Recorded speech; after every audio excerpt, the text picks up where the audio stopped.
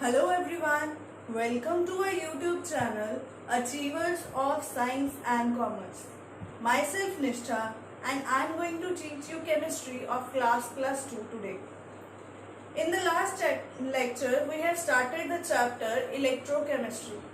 The first chapter we have discussed solutions and the second chapter we have started with electrochemistry. So today we are going to continue with that electrochemistry. So in the last lecture, we had completed up to conductance, specific conductance, molar conductance, limiting molar conductivity, etc. So today we are going to discuss the new topic, that is strong types of electrolyte. So electrolytes हमने discuss कर लिए वो substances which break down into ions when they are dissolved in any solution. So अब हम बात करते हैं कि इलेक्ट्रोलाइट्स कितने टाइप के होते हैं, उनकी क्लासिफिकेशन क्या है। दो तरह के इलेक्ट्रोलाइट्स होते हैं, strong electrolytes and weak electrolytes. Name से पता लग रहा है स्ट्रॉन्ग इलेक्ट्रोलाइट मीन स्ट्रॉन्ग, जो क्या करे अपने सारे के सारे आयंस डिसोसिएट कर दे। Almost means when they are dissolved in any solvent they almost completely dissociates in the solutions, but the weak electrolytes do not completely dissociate, they dissociate partial. So अब हम डिस्कस करते हैं कि इनकी कौन कौन सी टाइप्स है। स्ट्रॉन्ग इलेक्ट्रोलाइट्स तो हमने कर लिया कि क्या है जो पूरी तरह डिसोसिएट हो, बट इनकी एग्जांपल्स क्या हैं।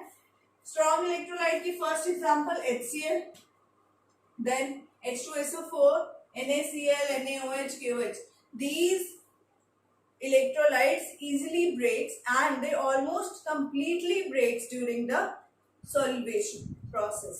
मीन्स जब सॉल्यूशन बन रहा है उस टाइम पे ये पूरी तरह अपने आप को डिसोसिएट कर लेंगे।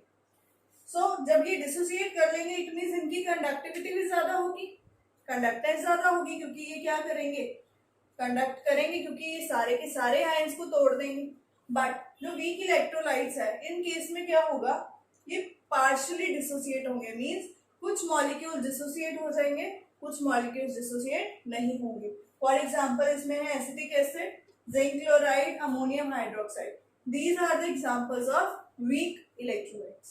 नाउ द नेक्स्ट टॉपिक, अब इनकी कंडक्टेंस को मेजर करने के लिए हमने क्या करना है, एक फैक्टर डिस्कस करना है, that is degree of dissociation. So degree of dissociation का सिंबल है alpha. It is a factor that shows us कि कितनी डिग्री है उसकी डिसोसिएशन की। अब देखो जो हमारे स्ट्रॉन्ग इलेक्ट्रोलाइट है ये तो पहले ही डिसोसिएट हो जाएंगे, तो इनकी डिग्री हमें डिस्कस करने की जरूरत नहीं है।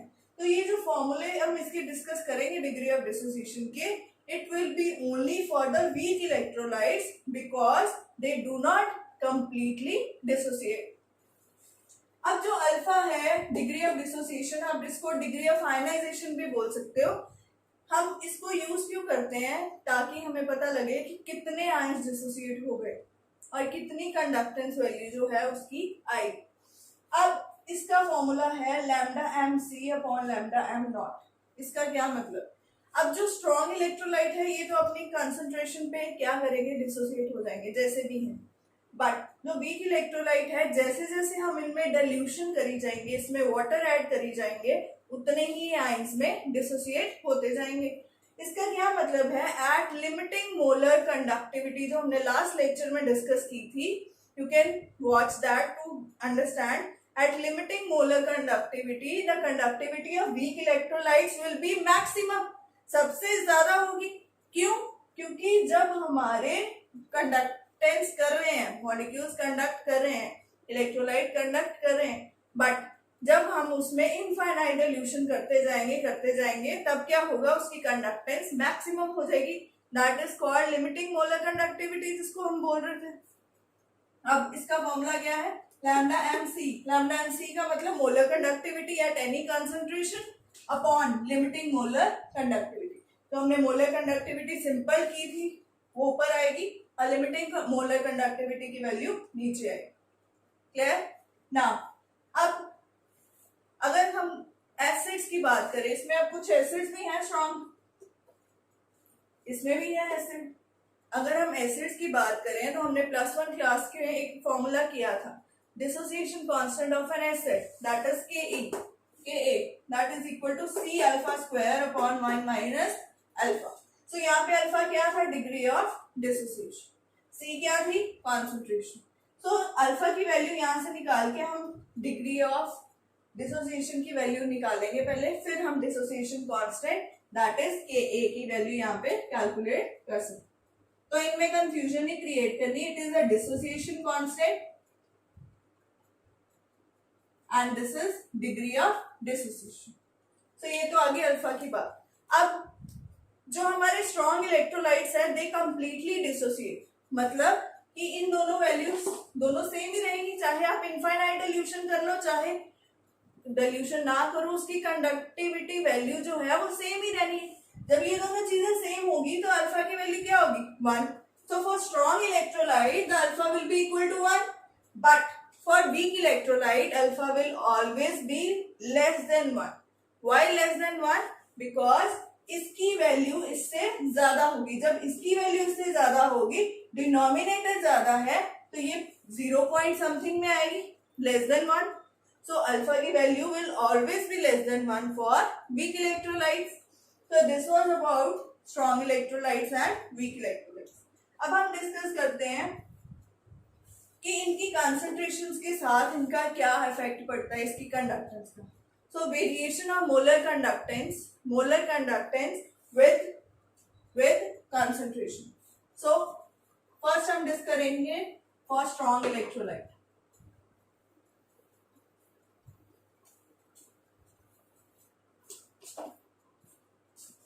So next topic is variation of molar conductance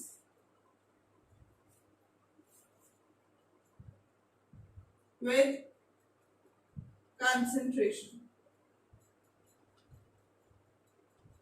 It is a very important topic. इसका क्वेश्चन जो है काफी हद तक, क्योंकि इसमें ग्राफ है, कि काफी टाइम्स पेपर में आता है। अब क्या करना है हमने इसमें, सबसे पहले हमने इसमें डिस्कस करने हैं स्ट्रॉन्ग इलेक्ट्रोलाइट्स।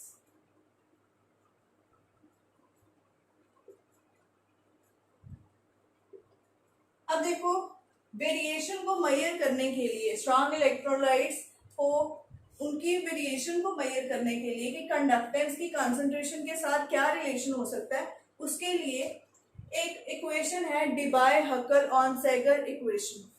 कौन सी equation? Debye Huckel Onsager equation. What this equation says? This equation says that lambda m is equal to lambda m naught minus b square root c. Lambda m is a molar conductance. This is limiting molar conductance, and this is b is the constant. b constant है, अब किस पे depend करेगा? Nature of solvent and ions कैसे बन रहे हैं उसके ऊपर ये डिपेंड करेगा, nature of solvent and ions और temperature. And C is the concentration. इसका क्या मतलब है? लैम्डा m और C ये क्या है? Directly proportional. So means lambda m is directly proportional to square root of C. But यहाँ पे माइनस का साइन है, तो एक तरह से ये इनवर्सली प्रोपोर्शनल होगा। सो इसका क्या मतलब है? जैसे जैसे हम कंसंट्रेशन क्या करते जाएंगे, कम करते जाएंगे, कंडक्टेंस होगी बढ़ती जाएगी।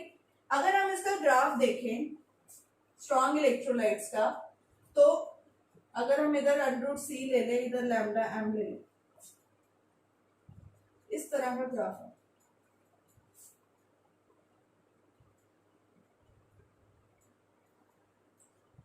दिस ग्राफ शोज, सपोज ये HCl है, ये NaOH है, दो स्ट्रॉन्ग इलेक्ट्रोलाइट्स हमने डिस्कस कर लिए।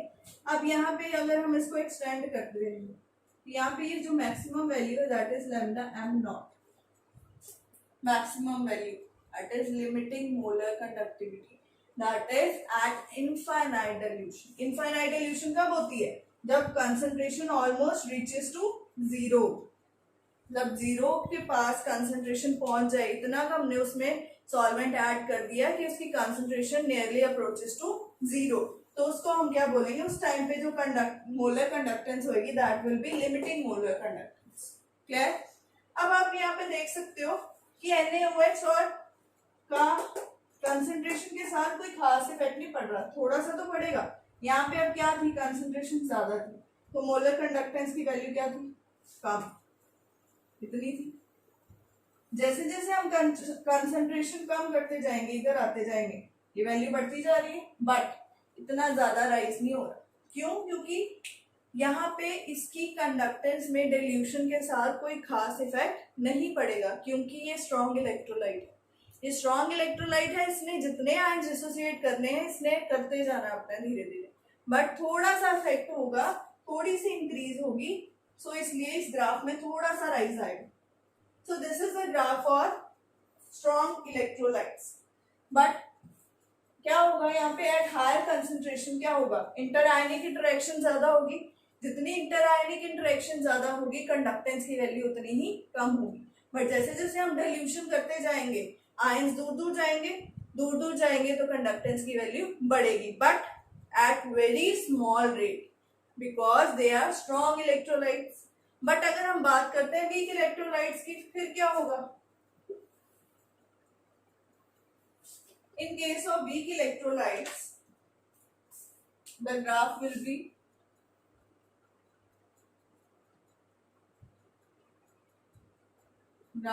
like this. ये ग्राफ क्या शो कर रहा है कि जब कंसंट्रेशन अप्रोचेस टू जीरो है, ये जीरो वैल्यू थी, when concentration approaches to zero, then lambda m shows the maximum value show कर रहा है. और जैसे जैसे हम कंसंट्रेशन की वैल्यू बढ़ाते जाएंगे, ये नीचे आता जा रहा है. नीचे आते आते एक पॉइंट ऐसा आएगा, ये कांस्टेंट हो गया. क्यों कांस्टेंट क्यों हुई? ये लैम्डा एम की वैल्यू एक कांस्टेंट तो रहेगी, जितनी एक पॉइंट ऐसा आएगा कि आप कंसंट्रेशन चाहे बढ़ाई जाओ, या उसमें कोई चेंज नहीं आएगा, ग्राफ स्ट्रेट हो गया. तो यहाँ पे हमें पता लग रहा है, क्या पता लग रहा है कि एट इनफाइनाइट डिल्यूशन, जब हम डिल्यूशन जितनी ज्यादा करेंगे, मोलर कंडक्टेंस उतनी ही ज्यादा आएगी. This is for example graph for acetic acid. तो इन दोनों के ग्राफ में ये डिफरेंस है. Weak electrolyte, it is a weak electrolyte, it is a strong electrolyte.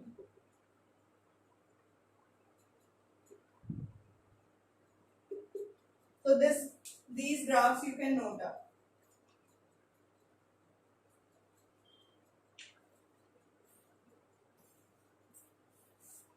Now the next is measurement of conductance, measurement of electrolytic conductance.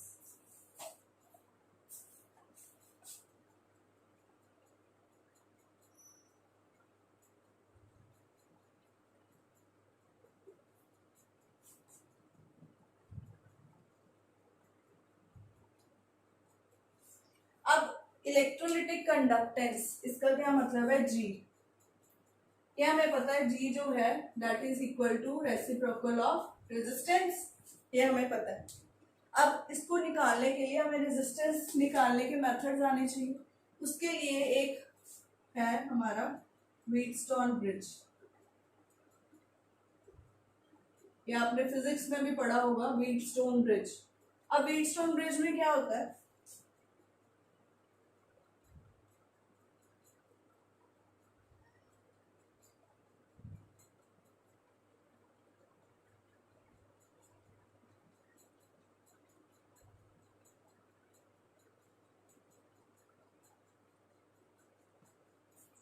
ये चार resistance लिए हमने. क्या क्या ली? यहाँ पे ले ली suppose R1, this is R2, this is R3 and this is R4. 4 resistance ले ली. अब इनको कनेक्ट करना हमने बैटरी के साथ.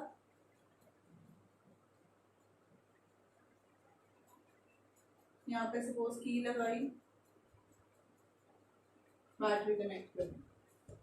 नाउ व्हाट विल हैपन, अब यहाँ पे क्या है, R3 and R4, these resistance R known.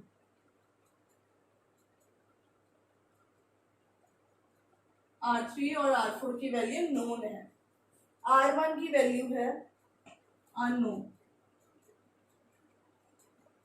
हमें नहीं पता R1 कितना है, और जो R2 है that is a variable resistance.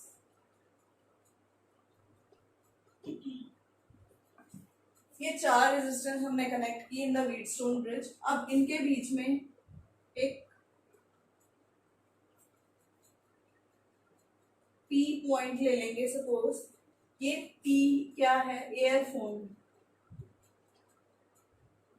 अब होगा क्या, जब हम इसमें रेजिस्टेंस को वेरी करी जाएंगे, एक पॉइंट ऐसा आएगा जहां पे एयरफोन्स में हमें बीप सुनाई देगी, that is a null point, जिसकी वैल्यू हमने नोट करनी है कि वो किस पॉइंट पे आके नल पॉइंट आया है। सो यहाँ पे फॉर्मूला क्या होता है, अगर हम इन रेजिस्टेंसेस को लगा देते हैं,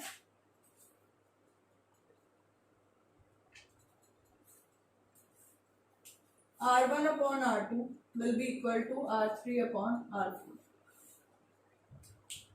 तो अगर हमने R1 कैलकुलेट करना है, क्या आएगा, R1 is equal to R2 into R3 upon R4। ये वेरिएबल है, ये हमें पता होगी, ये दोनों ऐसे पता है, हम R1 की वैल्यू यहाँ से निकाल सकते हैं, और R1 निकाल के हम कंडक्टेंस भी कैलकुलेट कर सकते हैं, उसका रेसिप्रोकल। अब इसके लिए इलेक्ट्रोकेमिकल सेल यूज किया जाता है।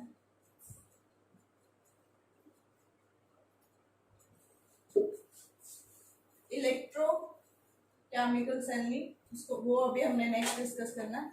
इसके लिए हम करते हैं conductivity cell use. Conductivity cell, अब ये कंडक्टिविटी सेल है क्या, एक बीकर लेना है जिसको हम पायरेक्स ग्लास का बनाऊंगा। पायरेक्स ग्लास बीकर है एक, जो जल्दी ब्रेक नहीं होता। अब यहाँ पे हमने 2 इलेक्ट्रोड्स लगाने। अब ये 2 इलेक्ट्रोड्स में सेंटर में यहाँ से वायर्स आ रही है, जिसके साथ हमने ये पीसेस अटैच किए। These are platinum electrodes. क्या है, प्लैटिनम इलेक्ट्रोड्स। इनको हमने प्लैटिनम ब्लैक के साथ कोट किया हो। अब इसको यहां से कनेक्ट करना, कनेक्ट किसके साथ करना है, व्हीटस्टोन ब्रिज के साथ, व्हीटर ब्रिज भी बोलते हैं इसको। सो अब यहाँ पे होता क्या है, इसकी हम कंडक्टिविटी सेल की क्या कर सकते हैं, वैल्यू कैलकुलेट कर सकते हैं विद दिस प्रोसीजर। अब इस प्रोसीजर में हमने करना क्या है, पहले तो आपको एक पॉइंट पता होना चाहिए, यहाँ पे हम प्लैटिनम क्यों यूज कर, platinum is a inert element, ये किसी के साथ रिएक्ट नहीं करता बहुत जल्दी।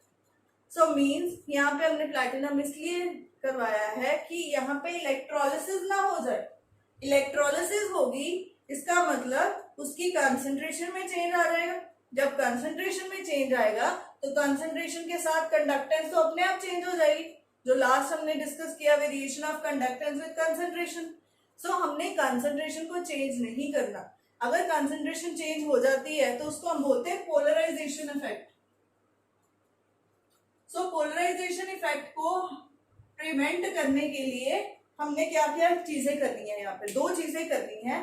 फर्स्ट हमने करना है प्लैटिनम लेयर, और जो प्लैटिनम है उसको कोट भी प्लैटिनम की ब्लैक लेयर के साथ किया, प्लैटिनम मेटल को, ताकि वो बिल्कुल इनर्ट रहे, रिएक्ट ना करे। अगर वो रिएक्ट कर गया तो इलेक्ट्रोलिसिस हो जाएगी, प्रोडक्ट चेंज हो जाएंगे, कंसंट्रेशन चेंज हो जाएगी। सेकेंड चीज हमने यहाँ पे, पहले हम यूज करते थे गैल्वेनोमीटर। गैल्वेनोमीटर क्या करता था, यहाँ पे वैल्यू नोट डाउन करता था किस पॉइंट पे आई। बट अब हम यहाँ पे एयरफोन यूज करते हैं ताकि हमें इजीली वो नल पॉइंट जो है वो डिटेक्ट हो सके और पोलराइजेशन ना हो सके। सो ये तो आ गई कंडक्टिविटी सेल की बात। अब इसको कनेक्ट कैसे करना है, लेट अस ड्रॉ दैट।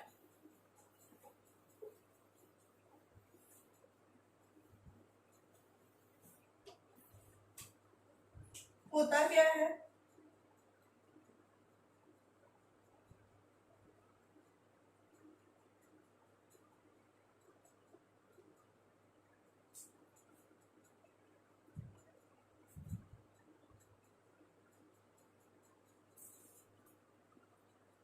अब पहले क्या होता था, यहाँ पे करंट यूज किया जाता था DC, that is direct current.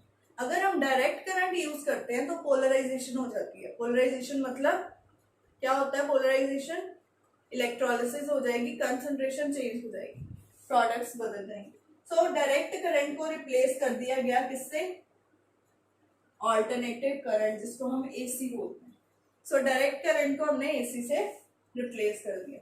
Now what will you do, यहाँ पे पॉइंट्स लगे, इनके साथ वायर्स के साथ यहाँ रेजिस्टेंस ब्लॉक लगा दिया। नाउ अब यहाँ पे हमने कंडक्टिविटी सेल जो हमारा है वो लगा दिया।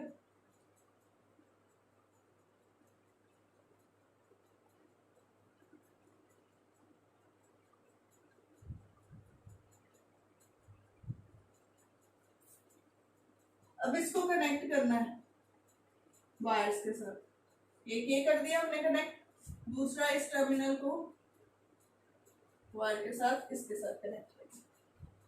ना यहाँ पे हमने एक ईयरफोन लगाना है वायर के साथ, यहाँ पे सपोज हमने ईयरफोन लगाया, दिस इज एयर।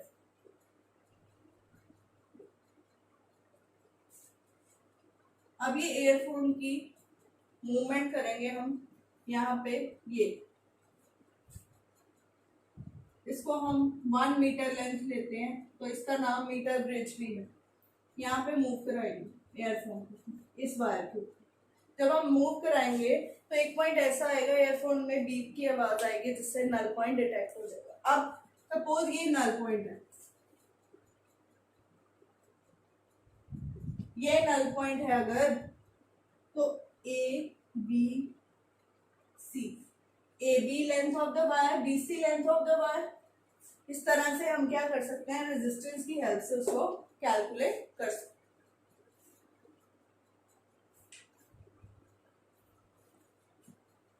तो यहाँ पे आएगा resistance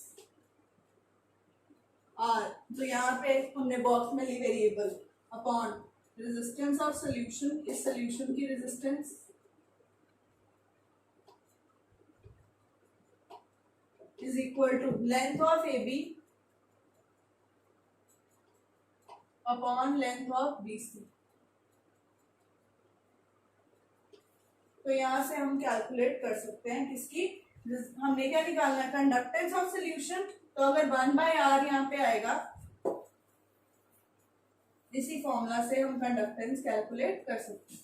so 1/r is equal to, इसको उधर ले जाएंगे, length A B upon length B C 1/r। तो ये सोल्यूशन की रेजिस्टेंस हम कैलकुलेट कर सकते हैं। कंडक्टेंस ऑफ सोल्यूशन यहां से आ जाएगा length A B upon length B C into 1/r। तो इस तरह से हम किसी भी सोल्यूशन की कंडक्टेंस कैलकुलेट कर सकते हैं with the help of conductivity cell. Clear ना, अब हम कुछ फॉर्मूलाज डिस्कस करते हैं।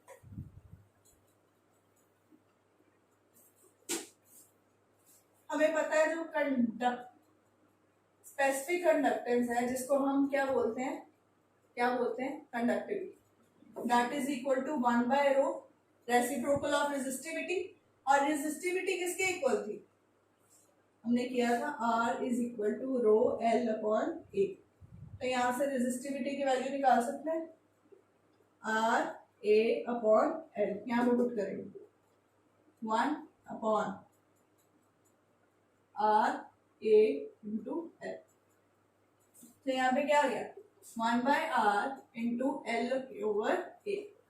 So 1/r किसके इक्वल है, conductance G, and L upon A is called G star, that is cell constant। G star is cell constant. ये बड़ा इंपॉर्टेंट फॉर्मूला है, that is kappa is equal to G into G star. अब G star की value क्या है? L upon A, length upon area. ये हर एक कंडक्टर की लेंथ अपॉन एरिया जो होगी वो कांस्टेंट वैल्यू होगी, that is the cell constant. तो इस फॉर्मूला से भी हम न्यूमेरिकल्स कैलकुलेट कर सकते हैं. तो अगर आपने सेल कांस्टेंट निकालना है G स्टार, कैसे निकालेंगे? एक तो हम ऐसे निकाल सकते हैं, लेंथ एरिया गिवन हो, या क्या आएगा? कंडक्टेंस, स्पेसिफिक कंडक्टेंस, या इसको आप कंडक्टिविटी लिख लो, कंडक्टिविटी अपॉन कंडक्टेंस. तो इस तरह से हम सेल कांस्टेंट की वैल्यू कैलकुलेट कर सकते हैं. Now we are going to discuss the numericals based on these.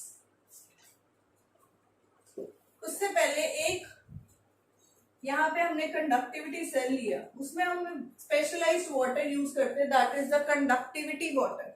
Conductivity water की अपनी कंडक्टेंस वैल्यू नहीं होगी. अगर उसकी अपनी कंडक्टेंस वैल्यू होगी तो इलेक्ट्रोलाइटिक सोल्यूशन की हमें नहीं पता लग सके. तो हमने यहाँ पे कंडक्टिविटी वैल्यू वाटर इसलिए लेना है ताकि वो अपनी इंटरफेरेंस ना करे किसमें, in finding the conductance of any electrolytic solution. तो उसको हम बोलते हैं कंडक्टिविटी वाटर. इसमें प्योर होता है ये, और जब प्योर होगा तो मतलब वो कंडक्ट नहीं करेगा.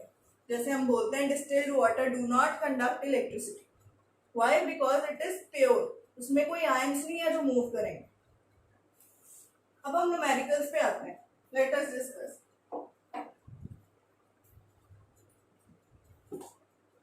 Calculate the specific resistance of 0.02 normal solution of an electrolyte having equivalent conductance, that is 103 ohm inverse centimeter square. Now equivalent conductance हमें दी है. equivalent conductance मतलब लैम्डा है, सॉरी equivalent दी है तो EQ, लैम्डा EQ कितनी दी है? 103 ओम इनवर्स सेंटीमीटर स्क्वायर. अब एक चीज और, रेजिस्टेंस का यूनिट ओम, कंडक्टेंस ओम का इनवर्स क्या आएगा? ओम इनवर्स, या महो भी बोलते हैं. रेजिस्टिविटी का यूनिट ओम सेंटीमीटर, कंडक्टिविटी का क्या आएगा? ओम इनवर्स सेंटीमीटर इनवर्स. नाउ ये हमें दिया हुआ है लैम्डा इक्विवेलेंट, और क्या दिया है? 0.02 नॉर्मल. तो मतलब नॉर्मेलिटी दी है कितनी? 0.02. क्या निकालना है? Specific resistance. तो पहले हम कापा निकालेंगे इस फॉर्मूले से. पहले हमें फॉर्मूला पता होना चाहिए. लैम्डा इक्विवेलेंट का फॉर्मूला क्या था? Kappa into 1000 over normality. तो कापा कैलकुलेट करना है, lambda equivalent into normality upon 1000. तो यहाँ पे अगर हम वैल्यूज पुट करेंगे, it will come out to be 0.00206. This is kappa. Kappa के यूनिट्स क्या आएंगे? Ohm inverse centimetre inverse. Kappa आ गया. अब क्या निकालना है? कापा क्या होता है? Specific conductance. हमने क्या निकालनी है? Specific resistance. Now specific resistance is reciprocal of conductance. 1 by kappa is equal to specific resistance. जिसको हम रेजिस्टिविटी भी बोलते हैं. स्पेसिफिक रेजिस्टेंस हो या रेजिस्टिविटी हो, एक ही बात. तो 1 by kappa जब हम करेंगे तो हमारे पास क्या आ जाएगा? रो की वैल्यू. तो इस तरह से हमें न्यूमेरिकल मिल सकते. Rho is come out to be 485.436 ohm centimetre. This was the first numerical of this type. Now we will discuss the second type.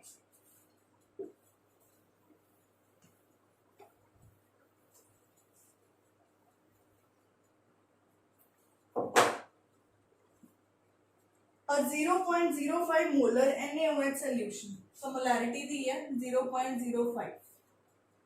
NaOH solution offered a resistance of 36.1 ohm. 36.1 ohm. In a conductivity cell at 298 Kelvin temperature. The cell constant of conductivity cell is cell constant G star कितना दिया 0.361 centimetre inverse. कैसे आया? L upon A, L का centimetre, इसका centimetre square, तो इसका unit क्या हो गया G स्टार का centimetre inverse. Find out the molar conductance of NaOH solution. Molar conductance निकालनी है. पहले तो हम मोलर कंडक्टेंस का फॉर्मूला देखते हैं. क्या क्या चाहिए? Kappa into 1000 upon molarity. Molarity हमें दी है, कापा हमें नहीं दिया, so we have to calculate kappa first. Kappa चाहिए. अब हमने अभी फॉर्मूला किया था, kappa is equal to G into G star. G star की वैल्यू दी मैंने G किसके इक्वल होता है 1 बाय R. सो 1 बाय 36.1 यहाँ पे पुट करेंगे. 1 by 36.1 into G star is 0.361. So kappa will come out to be 0.0116 centimetre inverse. Ohm लिख लो, ohm inverse centimetre inverse. Now kappa की वैल्यू हम यहाँ पे पुट कर सकते हैं 0.0116 इंटू 1000 अपॉन मोलैरिटी कितनी है 0.05. You can calculate here from here the value of molar conductivity will come out to be 232 ohm inverse centimetre square mole inverse. तो यूनिट्स का ध्यान रखना हमें. Ohm inverse centimetre square mole inverse. तो इस तरह के न्यूमेरिकल्स जो है आपको आ सकते हैं पेपर में. So this was all about the conductance conductivity. अब जो हमने नेक्स्ट टॉपिक स्टार्ट करना है that is the electrochemical cell. Very important topic of this chapter. Let us start that.